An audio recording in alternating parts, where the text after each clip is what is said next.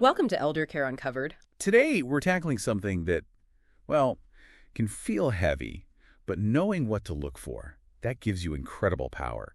We're talking about recognizing changes in our aging loved ones. That's right. The holidays roll around, maybe a big family get-together, and for lots of us, it's the first real extended time we spent with older parents or relatives in months. Maybe even since last year.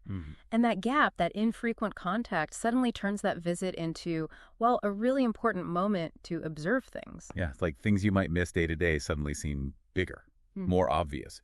But then there's the tricky part, isn't there? Figuring out, okay, is this just normal getting older, or is this a real warning sign? Exactly. You want to respect their independence, of course, but you also have this nagging feeling about safety. It's a tough balance. So our mission today, using what we found, is to give you a toolkit, really. We need to nail down the 4 key warning signs to watch for, and maybe more importantly, what steps you should actually take next.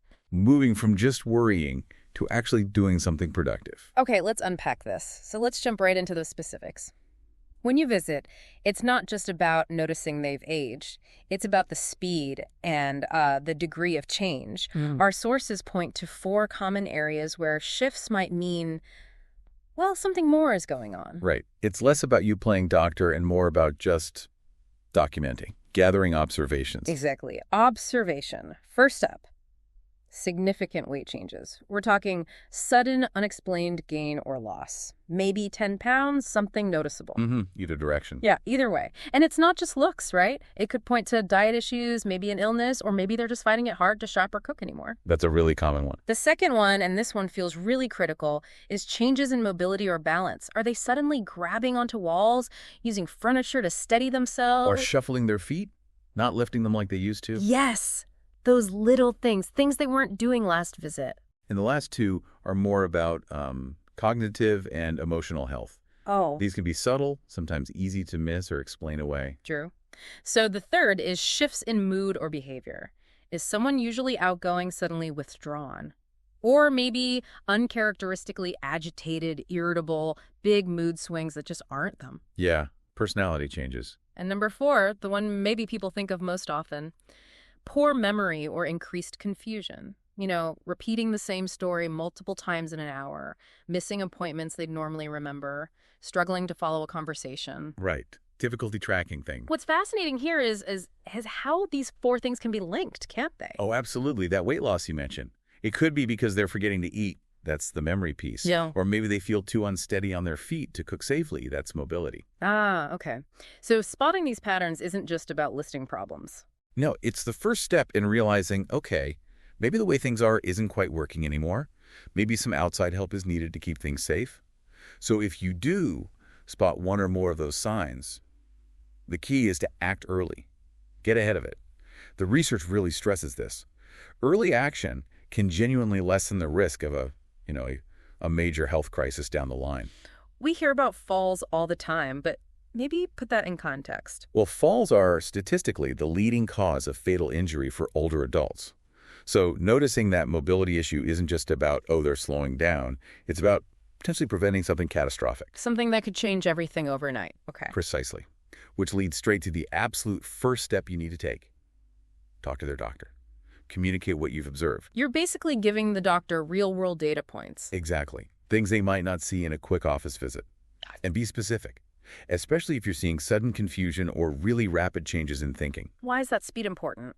Because you have to make sure the doctor rules out acute treatable issues first.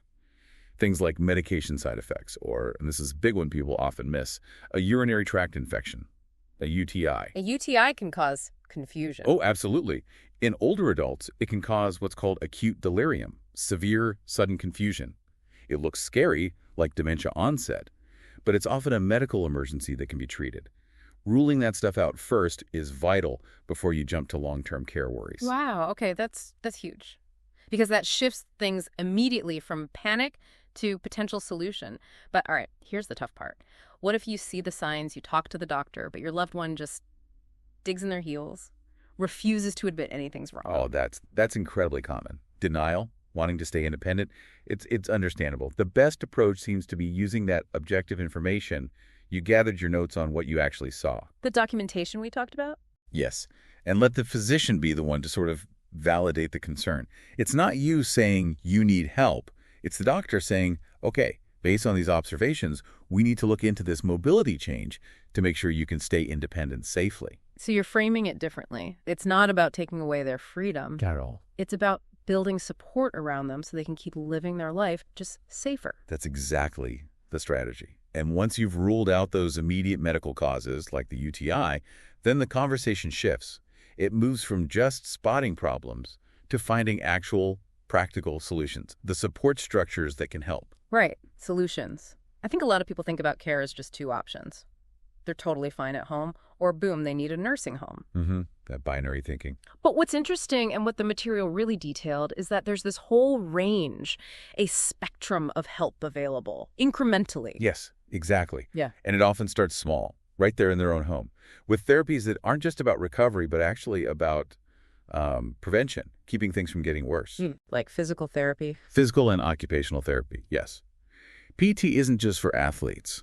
For older adults, it can be foundational. Targeted exercises can significantly cut the risk of fall teachers. Some studies show by over 40% in the following year. 40%. Wow. That makes it a pretty smart first step. Very cost effective, usually. And then there's occupational therapy, or OT. People sometimes confuse it with PT. Okay, so what's the OT's role specifically? Think of the OT as the home environment specialist. PT works on strengthening the body itself. OT focuses on how the person interacts with their home and their daily tasks. Making the environment fit the person. Exactly. They'll come in, assess the home, and recommend specific changes. Not just grab bars, those are common. It could be rearranging the kitchen, like you said earlier, moving stuff from high shelves down lower so they aren't reaching and risking their balance. Little changes that make a big difference in daily safety. Huge difference. They make sure the environment actually works for the person's current abilities. Okay. But what if the problem isn't just balance or reaching things? What if it's more fundamental, like getting dressed, remembering meals, basic daily stuff? Right. Then you move along that spectrum to maybe needing some home health care or perhaps increased companionship. This is about filling those gaps in daily function that could really compromise their health or safety. What kinds of tasks does that usually cover? Well, the list is pretty comprehensive. Making sure personal hygiene is okay, ensuring they're getting proper nutrition, help with meal prep that tackles the weight change issue we talked about. Right.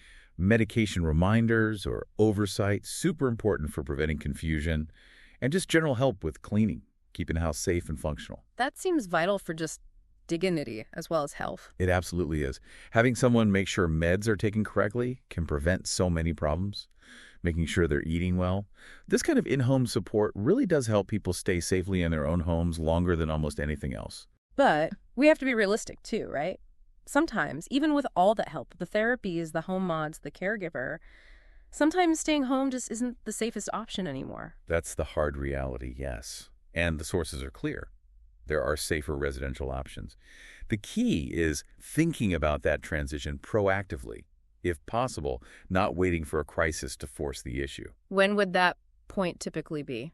Usually when someone needs round-the-clock supervision, maybe due to significant cognitive decline, or they have really complex medical needs that just can't be managed safely at home anymore, a good residential setting can provide that constant oversight. Okay. Now, for families feeling totally overwhelmed by all this, figuring out OT assessments, finding reliable home care, worrying about how to pay for it all, who helps them navigate this? It sounds complicated. It is complicated. Yeah. And that's where someone like an elder care coordinator, or sometimes called a geriatric care manager, can be invaluable. They're like your guide and advocate. They talk with the families, understand the changes, and crucially, they know the resources.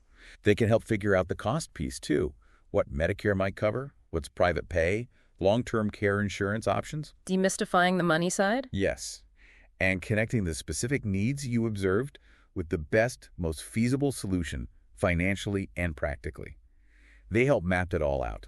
Okay, so wrapping this up, what does it all mean? We started with that key idea. Use those family visits. Be observant.